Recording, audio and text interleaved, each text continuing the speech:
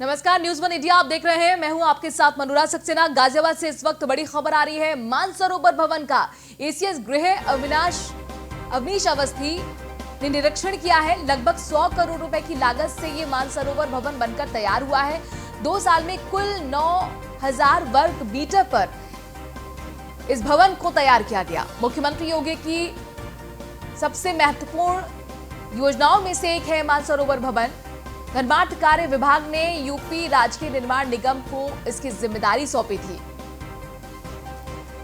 इंद्रपुरम शक्ति खंड में 4 में से 9000 वर्ग मीटर भूमि पर इसका निर्माण हुआ है। राज्य सरकार ने अपने बजट में पहले ही इस परियोजना के लिए 94 करोड़ के लगभग की व्यवस्था कर दी है। 100 करोड़ की लागत से तैयार हुआ है मानसरोवर भवन, जिसका आपको बता दें गृह सचिव अवनीश अवस्थी ने निरीक्षण किया। अति महत्वाकांक्षी योजनाओं में से एक है ये मानसरोवर।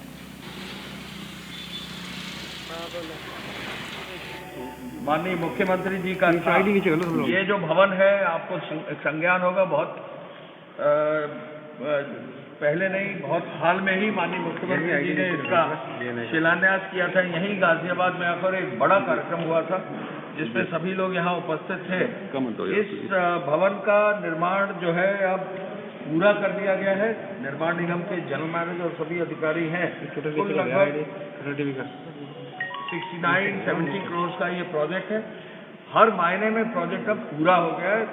इस प्रोजेक्ट को अब चलाने के लिए हमने जिलाधिकारी को एक पत्र भेजा है कि इसको कैसे हम चलाएं। धर्मार्थ कार्य विभाग जो है जिलाधिकारी के माध्यम से जो व्यवस्था बताएंगे, जो हमारी कैलाश मानसरोवर की समिति है उसका भी सहयोग लेंगे। उनका सहयोग लेकर एक कमेटी ऐसी बनाएंगे जिसमें यहाँ केटरिंग की व्यवस्था, सफाई की व्यवस्था, रुकने की व्यवस्था, सुरक्षा की व्यवस्था सुनिश्चित की जाएगी।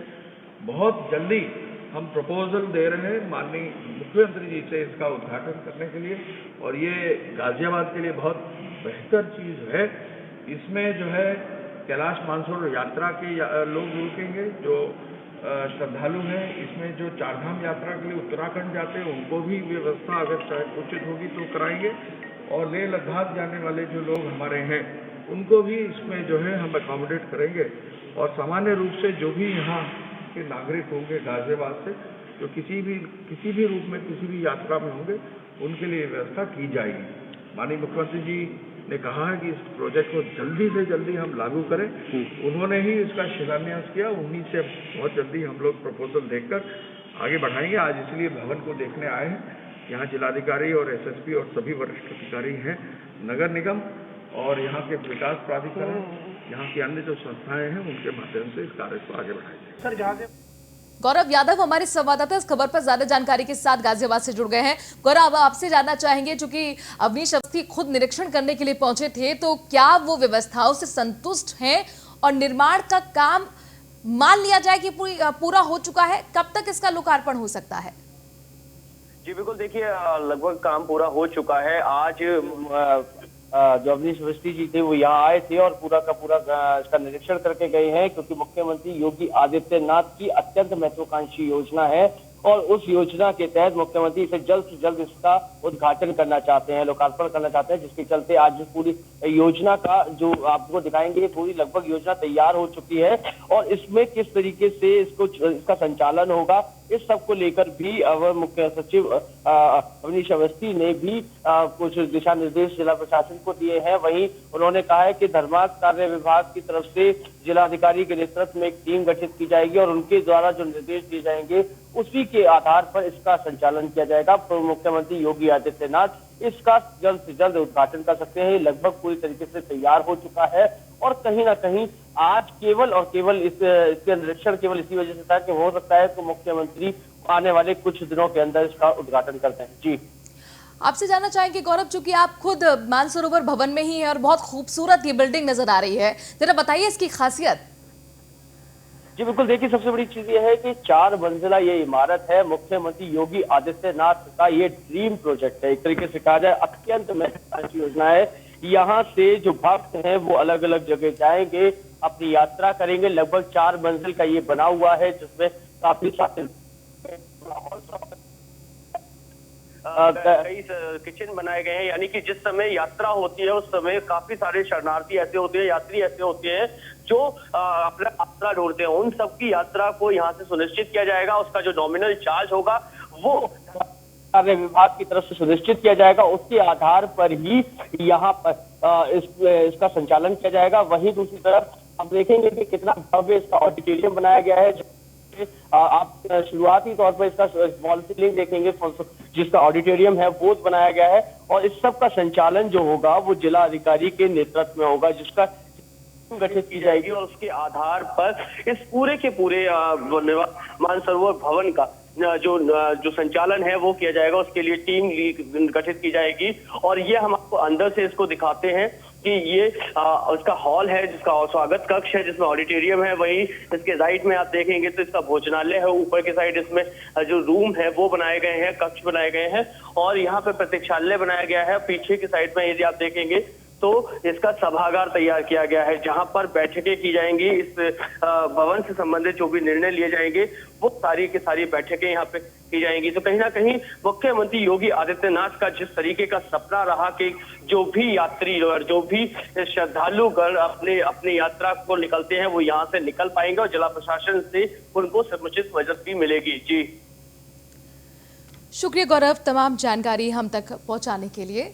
तो आप देख रहे थे अति महत्वाकांक्षी ये योजना जो बनकर तैयार है मानसरोवर भवन, और एक तरह का जवाब है पिछली समाजवादी पार्टी जो सत्ता में रही उस सरकार को कि किस तरह से हज हाउस आपने देखे गाजियाबाद में बनाया, और अब हम मानसरोवर भवन बनाकर हिंदुओं की जो तीर्थ यात्रा रहती है उसमें किस तरह से सुविधा जोड़ रहे हैं।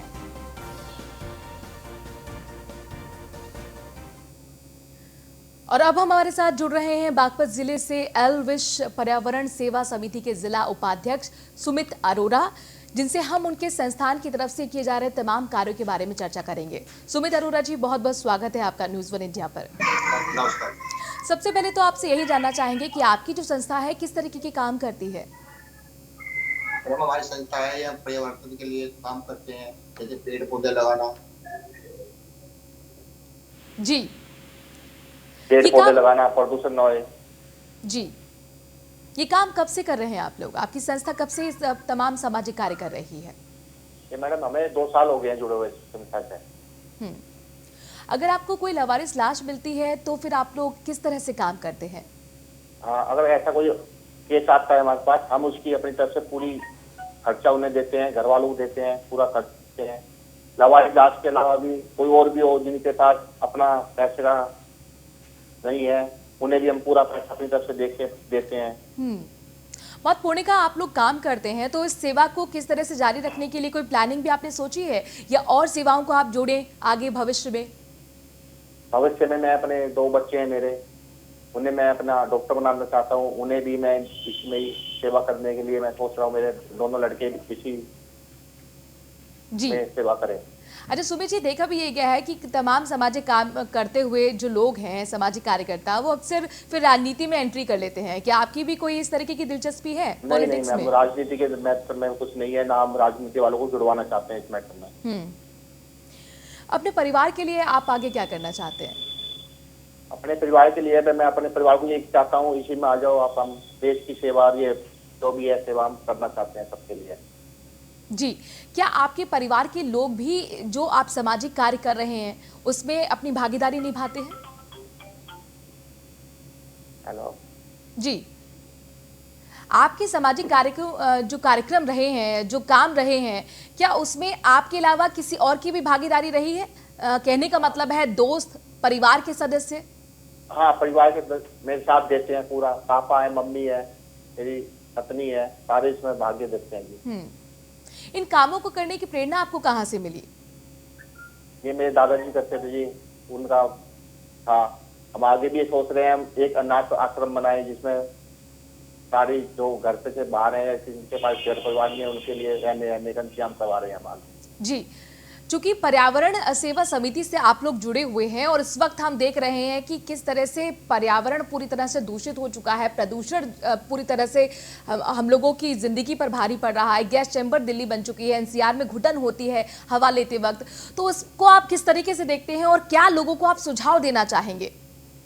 मैं ये चाहता हूँ इस बार कोई पटाखा ना छोड़े, जो भी है गरीब बच्चों को, जो भी गरीब है, जहाँ आप पटाखे में खर्च कर रहे हो पैसे, प्रदूषण होएगा उससे, वो ना होगे। तुम इसमें कार्य करो जिसके जो चीज की जरूरत है। मान लो कोई ठंड आ रही है, कोई बुजुर्ग नहीं है, आप कंबल वगैरह उसे दे दो, किसी पे चप्पल नहीं है चप्पल वगैरह दे दो। ये करना चाहते हैं हम, दिवाली हमारा वो है। तो सुमित जी, आप ये कह रहे हैं कि असल त्योहार मनाने का जो तरीका है वो दूसरों की सेवा करने में है, बजाय पटाखे जलाने में। चलिए, बहुत प्यारा आपने संदेश दिया हमारे दर्शकों को, शुक्रिया हमसे जुड़ने के लिए। तो जाहिर तौर पर प्रतिबंध भी लगा हुआ है दिल्ली एनसीआर में, ना आप पटाखे खरीद सकते हैं ना पटाखे जला सकते हैं। तो बेहतर यही होगा अपने लोगों के बीच में खुशी बांटिए और गरीबों के घर में जाकर उनको खुशी दीजिए, चाहे वो तरीका किसी तरह का भी हो। और दिवाली से पहले बरेली के लिए अच्छी खबर है। बरेली को योगी सरकार का दिवाली का तोहफा मिला है। सीएम योगी ने 360 से ज्यादा बसों का गिफ्ट बरेली वासियों को दिया है। 12 से लेकर 21 नवंबर के बीच बरेली से दिल्ली रूट में ये बसें दौड़ेंगी।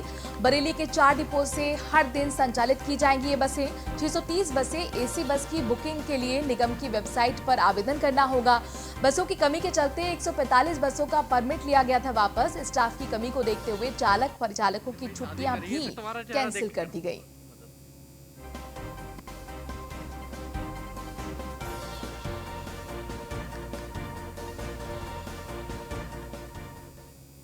बरेली के बाद अब बात करते हैं गाजियाबाद की, जहां पर घूसखोर अधिकारियों के खिलाफ सरकार सख्त नजर आ रही है।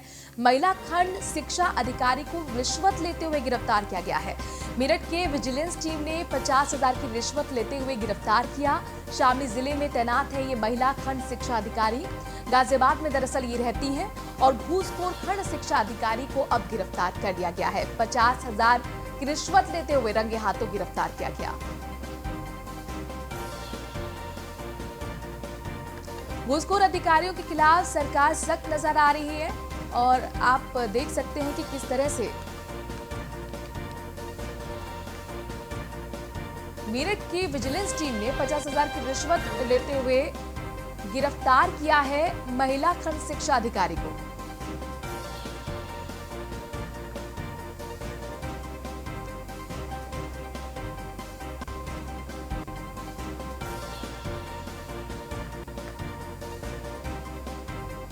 रिश्वतखोरी और घूसखोरी पर लगातार योगी सरकार सख्त है। महिला शिक्षा जो खंड अधिकारी हैं 50,000 की रिश्वत लेते हुए गिरफ्तार किया गया है। यादराम भारती हमारे संवाददाता गाजियाबाद से जुड़ गए हैं। यादराम, ये बताइए कि विजिलेंस की टीम कैसे पहुंची इस रिश्वतखोर महिला तक?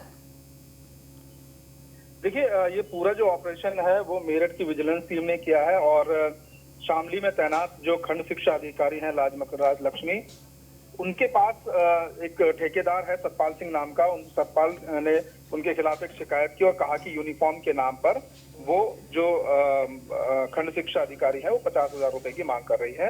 और चूंकि सतपाल इसमें पूरा यूनिफॉर्म सप्लायर है, उससे लगातार 50,000 रुपए की डिमांड की जा रही है। सतपाल ने इस पूरे मामले, पूरे करप्शन की शिकायत मेरठ विजिलेंस से की, जिसके बाद मेरठ विजिलेंस ने एक पूरी भूमिका तैयार की और रंगे हाथ पकड़ने का प्लान बनाया। जैसे ही 50,000 रुपए राजलक्ष्मी को दिए गए, जो खंड शिक्षा अधिकारी है, विजिलेंस की टीम ने उन्हें मौके पर रंगे हाथों गिरफ्तार किया। फिलहाल शामली कोतवाली में उनके खिलाफ एफआईआर दर्ज की जा रही है। जी शुक्रिया यादराम, तमाम जानकारी हम तक पहुंचाने के लिए।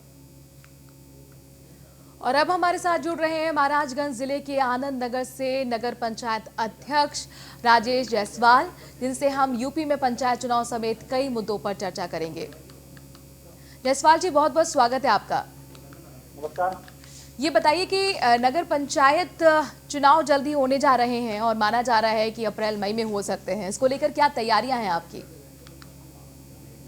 देखिए, पहले स्पष्ट कर दें कि नगर पंचायत में जी ग्राम स्तर की चुनाव होने चुने जा रहे हैं।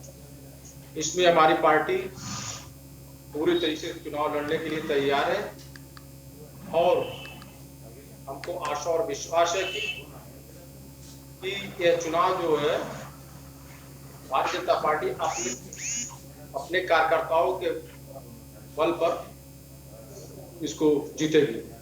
जी, क्या एक बार फिर आप की उम्मीद है आप दोबारा चुनावी मैदान में नजर आने वाले हैं? और अगर आप चुनावी मैदान में जाने की प्लानिंग कर रहे हैं, यानी पंचायत चुनाव में खड़े हो रहे हैं, तो फिर किन मुद्दों के साथ जाएंगे? मैडम पहले आपको भी स्पष्ट कर दें, मैं नगर पंचायत अध्यक्ष हूँ। नगर पंचायत अध्यक्ष का चुनाव 2022 के लास्ट में हो। जी अभी ग्राम पंचायत स्तर के चुनाव होने वाले हैं। जी आज आप उस संदर्भ में जवाब पूछो। जी जायसवाल जी, लेकिन ये बताइए कि अगर आप महाराजगंज के लोगों की हम बात करते हैं तो वहाँ कौन सी समस्या है जिनको आपने निपटाने की कोशिश की है? देखिए,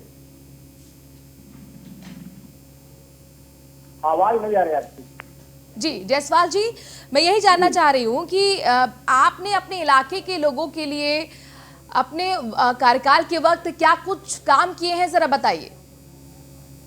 ऐसा है, जनता के आशीर्वाद से और पार्टी के नेतृत्व ने हमको पूरा विश्वास किया। उसके बाद मैं एक कार्यकर्ता होने के नाते सुबह शाम दिन रात जनता के बीच में काम करने का प्रयास करता हूं। और जब से मैं जीता हूं, अपने नगर में नगरीय क्षेत्र के अंतर्गत बहुत सारी सड़कें, डिवाइडर, चौड़ीकरण, बिजली, नाला और कम्युनिटी हॉल, नगर पंचायत के लिए ऑफिस, कूड़ा डंपिंग स्टेशन, कूड़ा डंपिंग यार्ड, गौशाला के लिए जमीन, ये सहित तमाम दिन जो जनता के उपयुक्त के लिए आवश्यकता अनुसार कार्य है, उसको हमारे द्वारा किया जा रहा है। और यही नहीं, जो भारत सरकार की और प्रदेश सरकार की जन उपयोगी योजनाएं हैं, जैसे प्रधानमंत्री आवास, विधवा पेंशन, वृद्धा पेंशन, विकलांग पेंशन और शौचालय, बिजली, रसोई गैस, जितने भी आयुष्मान भारत के तमाम जितने प्रदेश सरकार और केंद्र सरकार की योजनाएं हैं, उनकी जनता तक हम लोग पहुंचाने का काम हम कर रहे हैं। और यही नहीं, जब से जनता पंचायत का जी गठन हुआ है, उसके बाद से हमारी नगर पंचायत की जनसंख्या 10,252 केवल थी। लेकिन उसको हम लोग प्रयास करके माननीय मुख्यमंत्री जी के आशीर्वाद से, नगर विकास मंत्री जी के सहयोग से हमने अपनी नगर पंचायत की सीमा को जी विस्तार करने का कार्य किया है। जायसवाल जी, चूंकि जब पेंडेमिक आया तो जाहिर तौर पर प्रशासन के लिए, सरकार के लिए, सभी को इस बात का अंदाजा नहीं था कि इसके साथ हमें जीने की आदत भी डालनी पड़ेगी। तमाम चुनौतियां प्रशासन के सामने भी रही होंगी। आप के सामने किस तरह की चुनौती रही? चूंकि गांव के लोगों को भी आपको डील करना है, उनको समझाना है कि भाई काम की वजह से ही निकले, नहीं तो घर में रहें, तो क्या क्या चुनौतियां रही आपके सामने?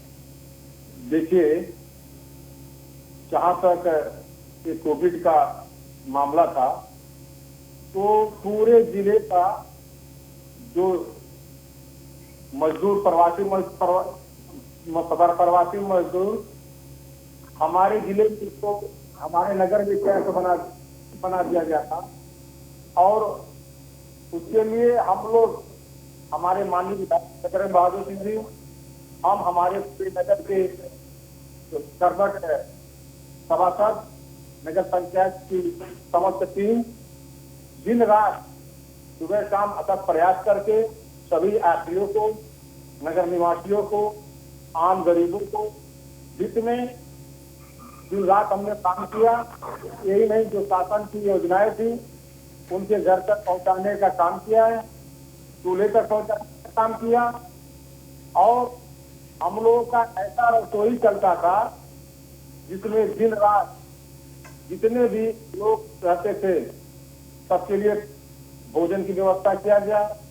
और पर्याप्त हमने ये कार्य किया, जितने आम लोग थे, केला खंचा वाले थे, सबके सहयोग, सबके लिए राशन किट बना करके 5 किलो आटा था, 3 किलो चावल था जी, 2 किलो आलू था, तेल था, प्याज था, मसाला था, कई हजारों की संख्या में घर घर पहुंचाने का काम किया। शुक्रिया राजेश जायसवाल जी, और उम्मीद करते हैं कि इसी तरीके के काम आगे भी करते रहें। नगर पंचायत अध्यक्ष राजेश जायसवाल से जुड़े थे, जो बता रहे थे कि कोरोना के बीच किस तरह से खाद्य वितरण करना है, मुफ्त राशन लोगों तक पहुंचाना है और स्वास्थ्य सुरक्षा से जुड़ी हुई चीजें हैं वो पहुंचानी है। लगातार उन कामों में वो लगे हुए हैं।